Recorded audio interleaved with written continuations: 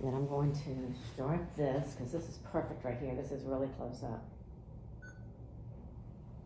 Okay, and I can edit all this too, so we're gonna sit down and we're just gonna start.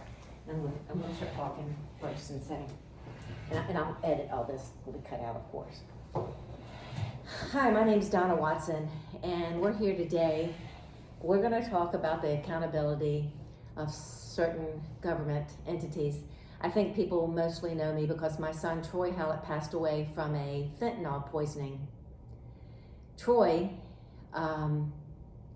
was in a car accident in high school, and he became addicted to pain pills after being prescribed pain pills for over a year with different surgeries. He fought the battle and the disease of addiction for over 12 years, and finally was getting clean. And he had gotten into some trouble. His own drug use, was placed on probation, and that's where the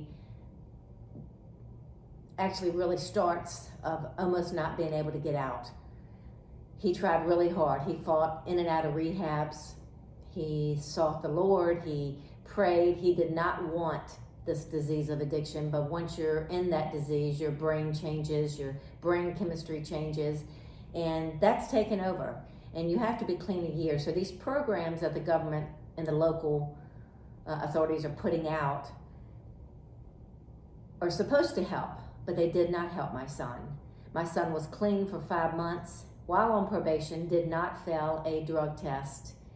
And one day he fell back, and that is a part of recovery when you fall back. But there were consequences to that, and he should have gone to jail or rehab, or something should have happened. But what happened to him, the police came to his car before the ambulance got there, and he had actually taken something that was laced with fentanyl. The ambulance got there, they had to Narcan him back to life, finally waking up in the hospital to the police giving him an ultimatum of being an informant. And that's going to be another story. But today we're here with Mariel, and we're going to talk about her sister and what happened. Something similar with my son, but this story is huge, and we have to hold people accountable, and everyone is closing the door in our face, and that's what we're doing today to talk about the story. Mariel, tell me your name and your sister's name and exactly what happened. Okay, Donna, my name's Mariel Falk. My sister's name is Elizabeth Marie Johnson. Liz passed away this past September. She was found dead in a pastor's backyard in Hopewell, in a back alleyway, face down in the grass. She had wandered there, we speculate, and it turned out to be an overdose of methamphetamines laced with fentanyl. To begin with, she had gotten in a car accident when she was in her early 20s, and been prescribed Percocets, hydrocodones, and things like that. And she began her addiction to opiates that way. And of course, the doctors don't prescribe that forever, and so you eventually have to find what you're addicted, and a way that you can afford it, and that's on the street. And so eventually she became a heroin addict, and it became an ongoing battle for her and with our family and the judicial system for 15 plus years. But she lost that battle in September, tragically. But why I'm here with Donna is because it was totally preventable. She, along with Troy, had been in violation of the court's rules, and the lawful thing to do was for them to place her in custody when she had violated their rules again and again in the Prince George Drug Court. The Prince George Drug Court is a pay-to-play scheme. You must pay to level up. You must pay, and you are supposed to... What do you mean by that? You must pay. How does that work? Fees. You pay the court fees. You have to pay the court fees to be in the drug court? Yes. Well, the government provides money for them to have the drug court. So why are they paying these fees? How do they afford it if they have to be in drug court? They're expected to hold a job. My sister, to begin with, never did hold a job. I provided her probation officer with evidence that she had not been working. And my sister, who, part of the problem with drug court is that you don't have a probation, like a halfway house or probation house. You're sent home to live with your family members. Now, as anybody can guess, your family members are not equipped legally, nor is it safe to handle someone who is an addict. I mean, but somebody has to take them in, you know. Does she have a license? Does she drive back and forth, or are you held responsible to get her back and forth? How did that work? All of the family and her are responsible. So, she never had a job. She didn't have a license. She didn't have a car. So it was myself and my sister Becky doing all of this, taking her, to her appointments. But she was never working. She was never meeting the expectations for the majority of her time there. She just wasn't doing it. But they kept letting her level up. Now, she also has a son that you've been taking care of for how long?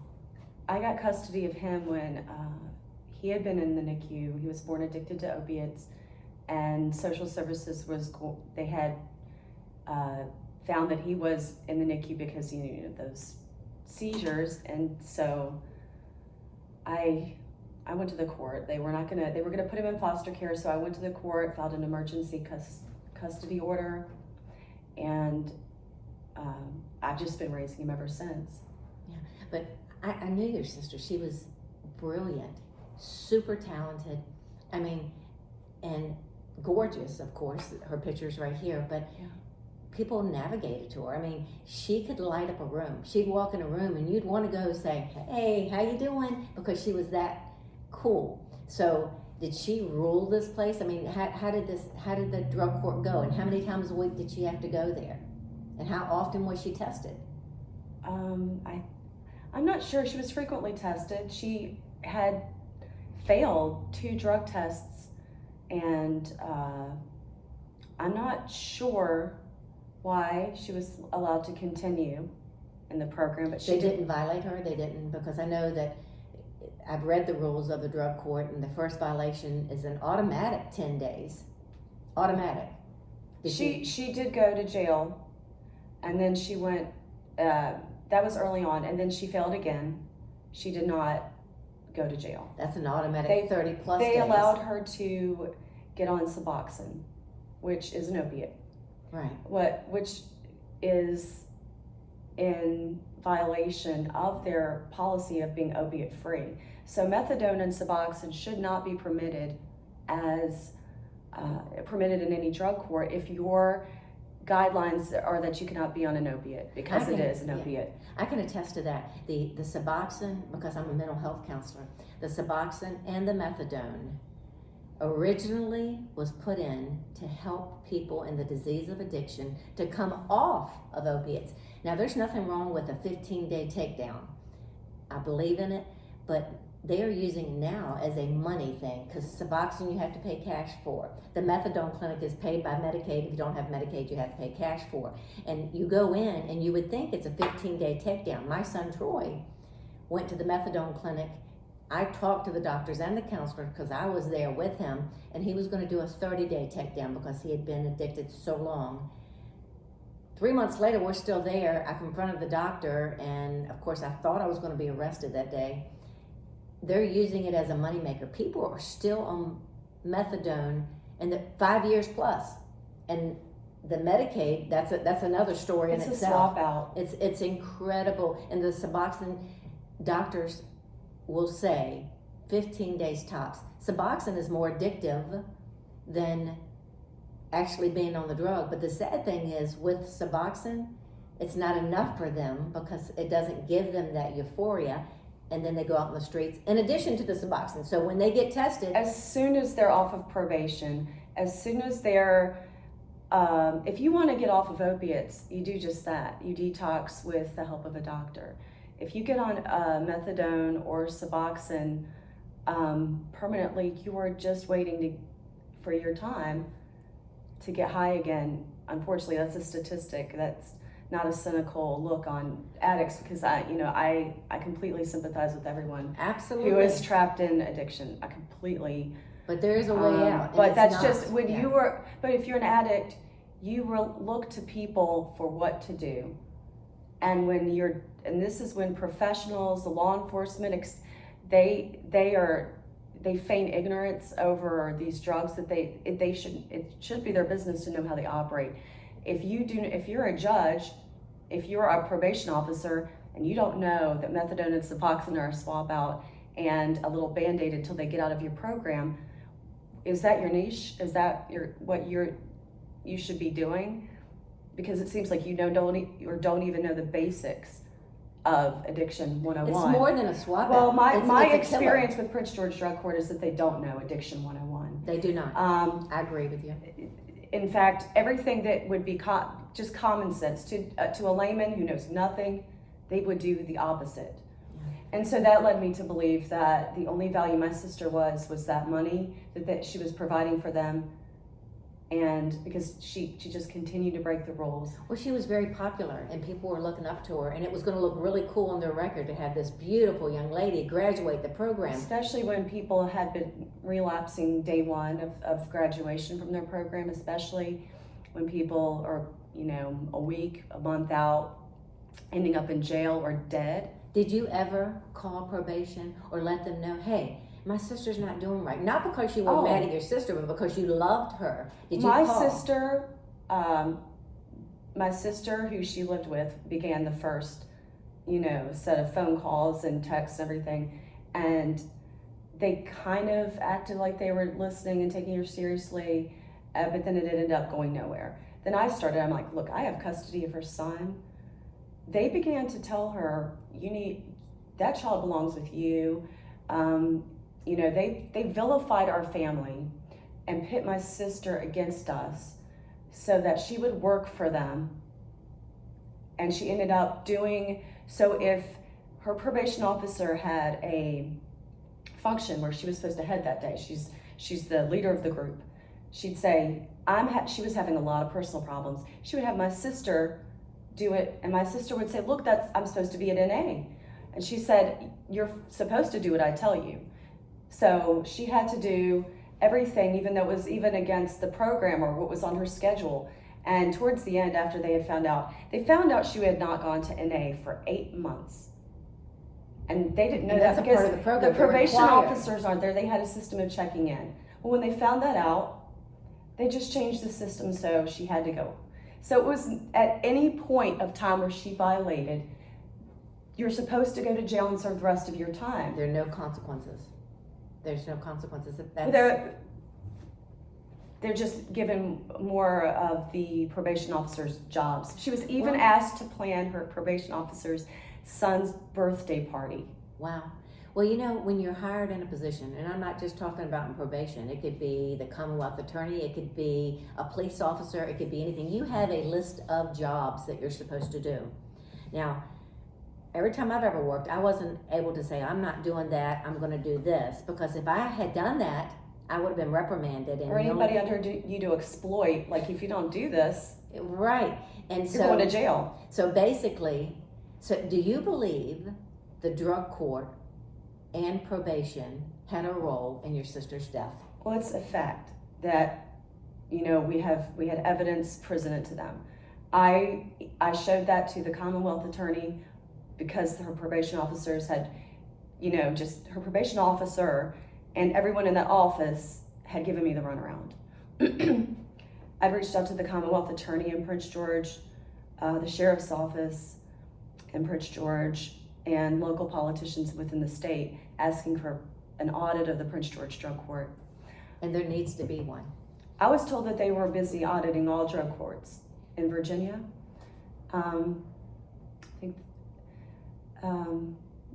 I've got very little follow-up, and when I put in the FOIA request after she died. And people that don't know, the FOIA is just Freedom of Information Act, and you wanted to see the paperwork or anything that went on with her, you're supposed to, especially in the state of Virginia, when you ask for information via the FOIA Act, you're supposed to be able to get it. But did they give it to you? No, I was denied. What was the reason for the denial? It wasn't within the parameters of what they're required to give me. So her parents are deceased. You are raising the son that you're going to have to one day tell him exactly what happened, but you can't get the information. That's right. It doesn't make any sense. It doesn't make any sense. Well, they've done everything they can to obscure how this program runs. When I would call in and say, "Can I speak to so and so?" who wasn't there, did not work, they'd say she's on her lunch break. So they would impersonate other people. I would find out. Someone would identify themselves as a person who no longer worked there. Once they found out, oh, that's Elizabeth Johnson's sister, tell her just give her what, whatever. That's all I got. But I can tell you that not one email was responded to from the Commonwealth Attorney who sits on the board in Riverside, what I would, this kangaroo court. It's a good old boy system, but it's also pat on the back. If she would get this many people past. Well, her husband, here was a conflict during that time. Her husband is a family court judge in Hopewell.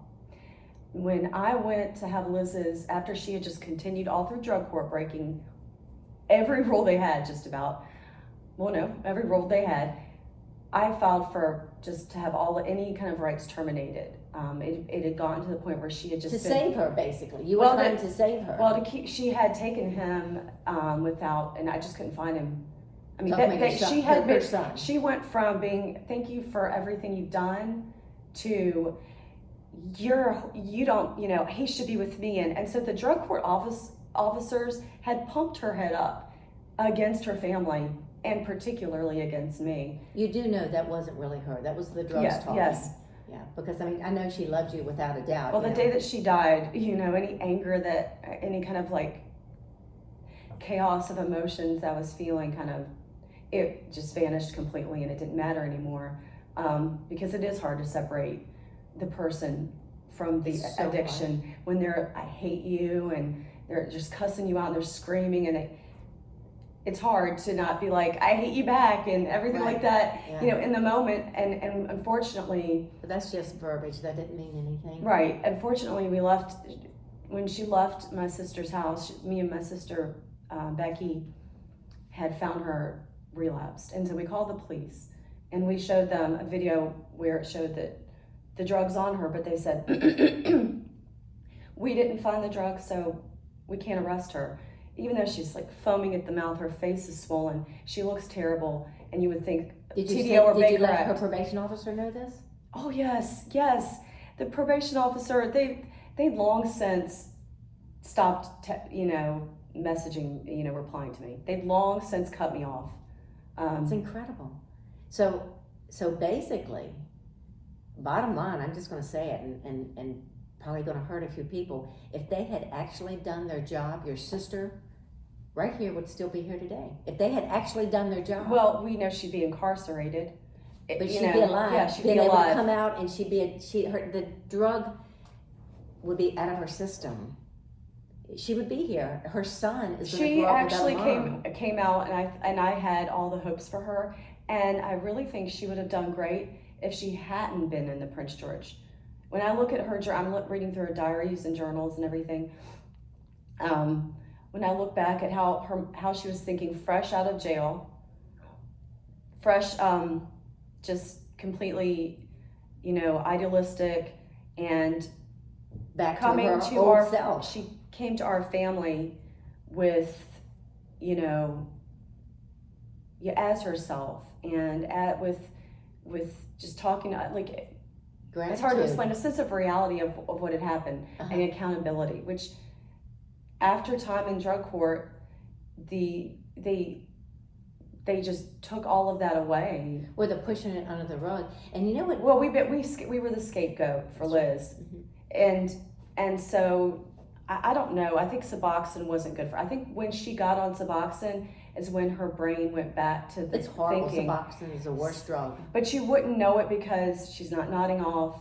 She's not. Well, She doesn't look Suboxone like doesn't that. do that. Yeah. So but we they didn't go know. outside. We didn't necessarily know at first this was going to change her, her thinking, and then back to her It's an opiate. addict thinking ways. Yeah. It's just it was a nightmare. But we clearly communicated with the probation officers. We clearly, me especially, I advocated to everyone I knew in the state that knew a politician, that knew an attorney. I asked, if you don't have money to hire a team of lawyers, I know exactly what you mean. I know exactly what you mean. One good lawyer could shut this whole racket down. It's just that they're laughing at me now. They literally have said, in response to the proposal that they may be sued, they don't think a wrongful lawsuit would hold in court. Well, I'm proof for that. I've been fighting for over 5 years. Whether it would hold in court, where's your moral compass? No one reached out to my family with condolences. No one sent flowers. No one replied to my response. My sister's died. She didn't show up for your graduation party. She did not show up for your graduation party, and you didn't contact us to let us know what we already knew, is that she was MIA. And from that point, I'm telling them, she's on the streets saying to people, I've got to go find my where are you going, Liz? Where are you going? So many people said, I saw your sister, She was looking for her probation officer. She was out of it, looking for her probation officer. And no one would pick her up, not the state probation officer, not the Prince George probation officer from drug court who pretended to be her best friend, who made her plan her son's birthday party because she was having personal problems. This is a monstrosity. These people, even if they don't think that they're responsible, where's your compassion? Why haven't you reached out to us to offer your condolences? Because we're angry at us, so what? Your sister died. Me and my family have looked back and done a personal reflection. What could I have done differently? What could I have said differently? But you sit there with, nope, our program's perfect, and hey, addicts are going to do what addicts are going to do. And blame the family and blame the victims while you sit there and you can't even be bothered to respond to emails. I have the most, what is the word? Disgust for a Prince George County drug court and probation. Well, the whole system stinks. I want. That's what I was going to ask you. What do you want? I want no one to enter that program. I want no one to tell their family that this is going to end up good for you, to give them your money. You're going to end up back in jail or dead. You're going to end up relapsing. They're not going to give you the tools. There are people who went through these programs and they might have met a good person, had a good mentor, and had a good experience. They are the minority of people. Few and far between.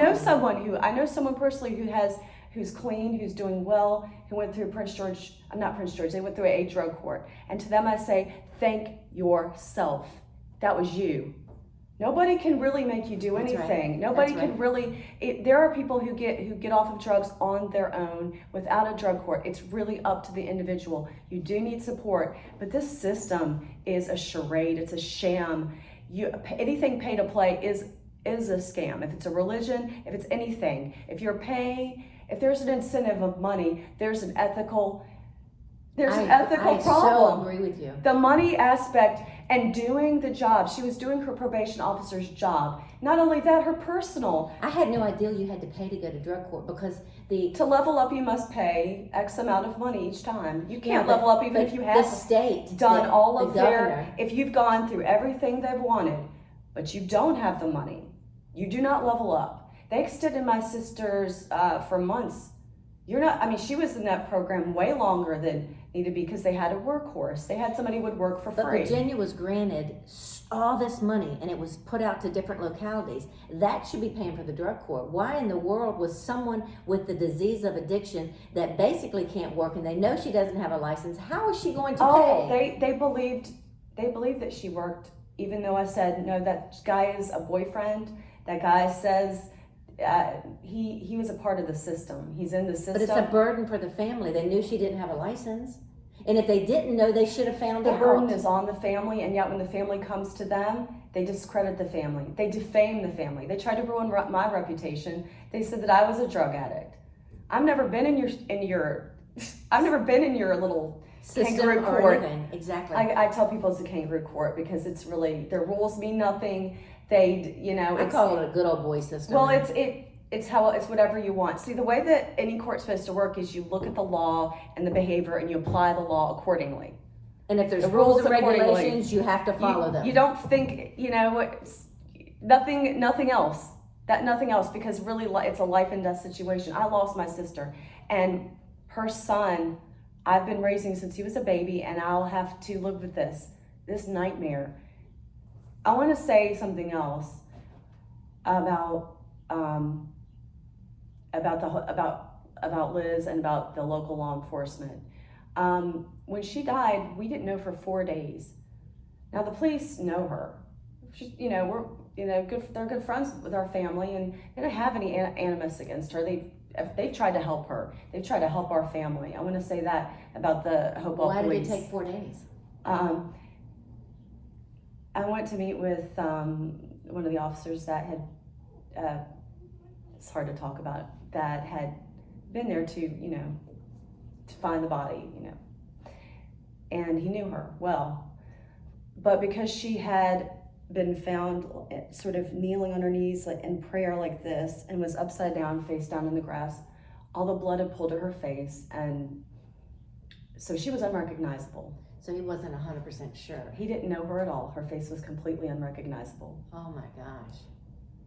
Yes, but the bigger thing is that there is a manual device where you can fingerprint somebody. If they fingerprinted her, we were literally down the street. Her body went to the coroner's office, in Richmond? Yes.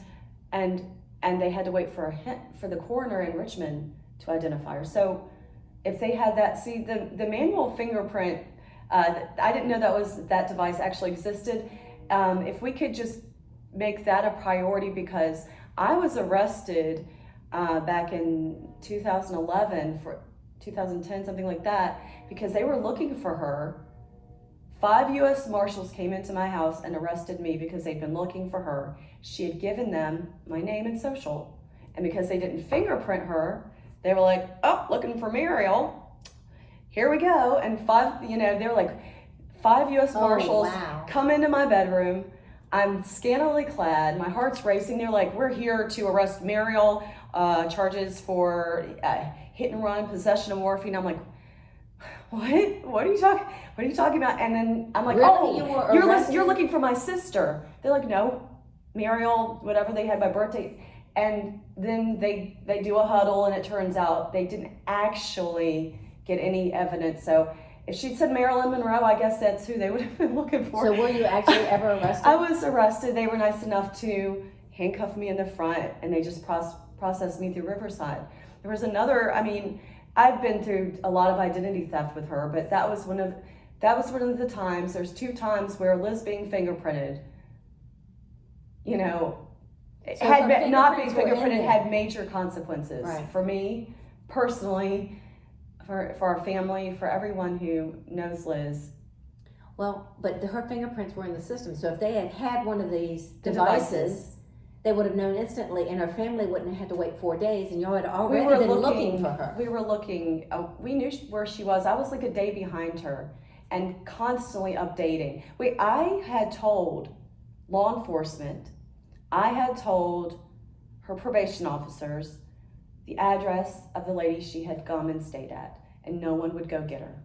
This was only 3 days maybe before she died. Really? She was on the streets looking for her probation officer, unable to get to the probation officer.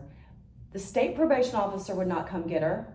her drug court, Prince George. I mean, and we're talking about Prince George and Hopewell are just They're right minutes beside each away. other. Yeah, that's incredible. So, doesn't it make you wonder why she was on the streets looking for her probation officer? So there's got to be something She was there. she had not done meth. Meth was not her drug, and so with the combination of meth and fentanyl that she had been sold, and it was a shock to me and Becky. We never seen her like that. She was completely out of it. When she was speaking to the police officers, she wasn't coherent. She didn't make any Didn't sense. they know? I guess it's not a crime to be high, but she definitely. I thought she was on the level of TDO or like what do you call it, Baker Act, TDO? Right, no. She's absolutely. obviously exhibiting mental health distress. And that's another thing, you know, if they're going to have a mental health program, which the drug court is, they need to have people that are educated and understand the basic 101 of addiction. I mean, that's huge. And probation officers, I know for a fact, because they didn't understand what my son was going through, and they were okay with him being on Suboxone or methadone, but it's ridiculous. I'm gonna say this. I'm not the grammar police, you know. Mm-hmm. We've all misspelled words. Trying to communicate with these people, this lady, her grammar, her just use of the English language was not. I'm frankly shocked that she even had a degree. I mean, she just. Did she have a degree?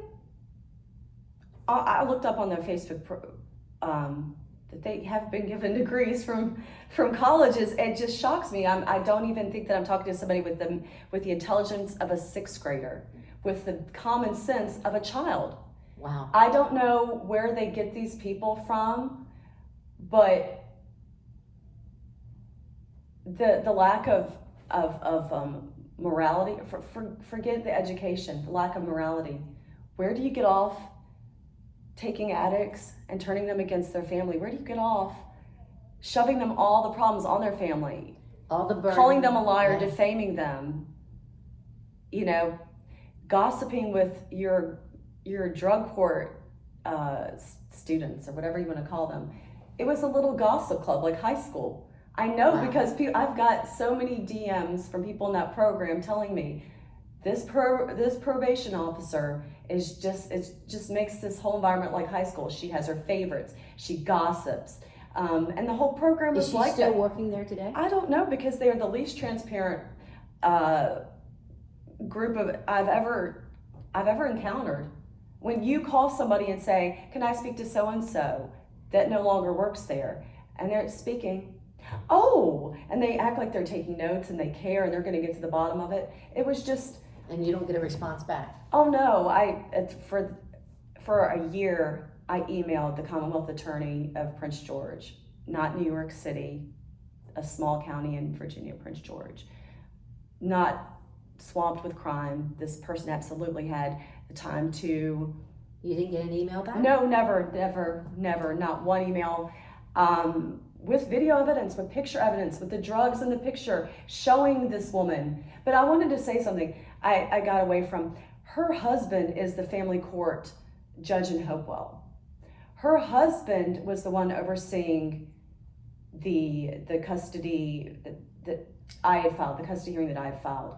And he did not recuse himself, though he continuously talked about, praised drug court. He praised Prince George drug court.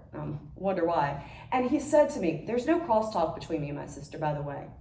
He said this on 2 separate occasions to my sister Becky and Liz when they were in court, and to me and my sister. I'm 45 years old. I've been raising her son since she was a baby. And he said, you two remind me of my 15 and 13-year-old daughters, I believe 15 and 13, respectively, however.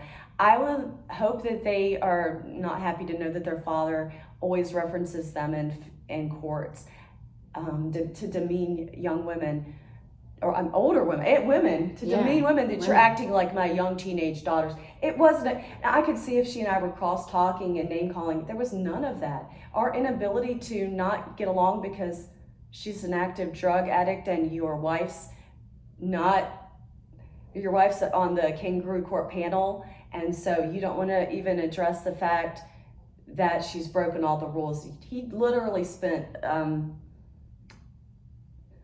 time talking about the virtues of a drug court. For what, I don't know, because I'm sitting here presenting him evidence to the contrary. Oh, well, we know it's because his wife's on the court. But I had wanted him to recuse himself, but I was told that I would have to ask him to recuse himself to his face. And at that point, I thought, well, he's just not gonna rule in my favor at all. And he really, when he did rule in my favor, it was because he absolutely had to. That's right. I had drug in my lieutenant colonel ex-husband, and I had brought in everybody, and he just couldn't without looking like a laughing stock, although I don't think he's highly respected very much from talking to the people in Hopewell. And just from what I understand, these judges are really, these Commonwealth attorneys, these people they really have no idea. They really have no idea how little regard people look up to them. They just no professional respect. You're lucky to sit in that position of power, but nobody sits in power forever. Remember that. We all have a judge that's higher than us. That's right. And we'll have to explain to them why we did what we did. Yeah. That's me, that's everybody. All we have wanted is for these people to have a heart and be accountable. We don't think we're the perfect mothers, daughters, sisters, whatever. Family, but we're not whenever you have an addict, you've fought with them, you've said things to them that absolutely that you wish you could take back. You're not to blame, but you own up. But you'll kick yourself. You'll live with that guilt. And how can you look at people who actually were responsible, directly responsible? You can prove they were directly responsible for your loved one's death, and they don't search their souls. They don't reach out for condolences. They have a higher standard. They push it back to you and say, it's your fault. You guys are, defaming the families of the communities you serve. If you look at the statistics of drug addicts, then you're defaming everybody. Everybody has an addiction in their family, and most people have some pharmaceutical product that their doctor has them dependent on. That's right.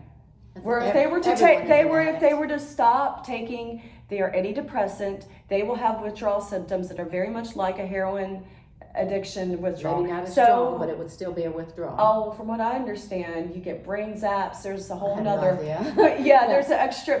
But just sympathizing with anybody who has chains on them, that you can't see. Well, but bottom line, if they would just do their job, I think that drug court would work if they're going to be supportive and follow the rules. If you have a rule, if you test dirty, then whatever their punishment is, they have to do. It's got to be zero tolerance for deterrence. That's right. And you can't give this young girl one chance, kick her out, then give this other woman 20 chances and look the other way. If you do an audit, you'll see they held my sister to a different standard. That's right. If you were to audit Prince George Drug Court right now, you would see how many people relapse same day, that were in the pictures, in the papers, how just are proud. This person's doing so great. How deluded are you? How deluded must you be to put that person in the picture, know that they've relapsed, and still think your program is worthwhile, or you did something to change their life. That's right. And then another person that really probably could have benefited from the program, violated the program, didn't have the funds to pay them, and they're sitting in jail. So it doesn't make any sense. I don't understand the pay-to-play aspect of it. I've never heard of the pay-to-play. But it certainly calls into question the extra months that my sister was kept in the program past the point that the program's even supposed to go on. Yeah, I agree. Well, we're going to end this because this will probably be 2 stories, but stay tuned because we're going to have more. Yes. Thank you so much. Thank you. We'll end this out.